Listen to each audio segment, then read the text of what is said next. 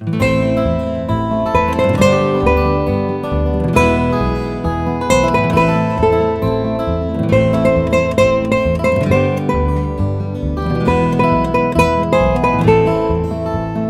taglia le unghie con la ruspa e le tiene come cimeli nella vasca.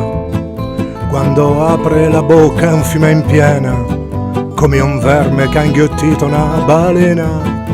Non ha mai una parola di rispetto, né carezze, ma neanche un fiore secco.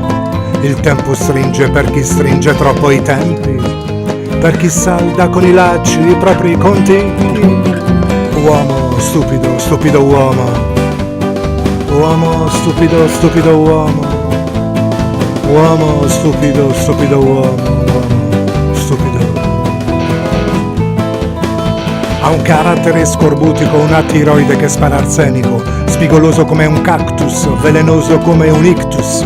A forza di sputare sul prossimo e se stesso, si ritrova imbalsamato con la testa dentro un pozzo. Non ha mai una parola di rispetto, né carezze, ma neanche un fiore secco.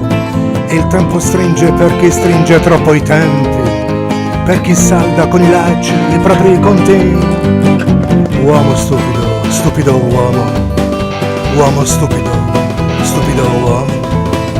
Uomo stupido, stupido uomo. Uomo stupido.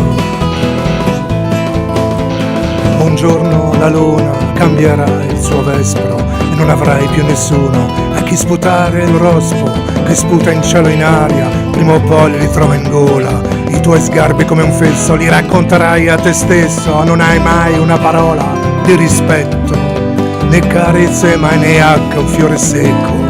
Il tempo stringe per chi stringe troppo i tempi, per chi salda con i lacci i propri conti.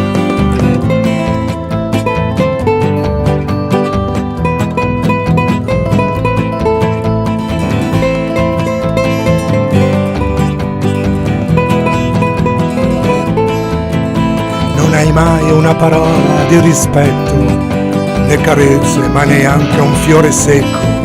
Il tempo stringe per chi stringe troppo i tempi, per chi salda con i lacci i propri conti.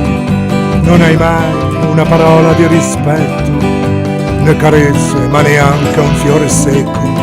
Il tempo stringe per chi stringe troppo i tempi, per chi salda con i lacci i propri conti.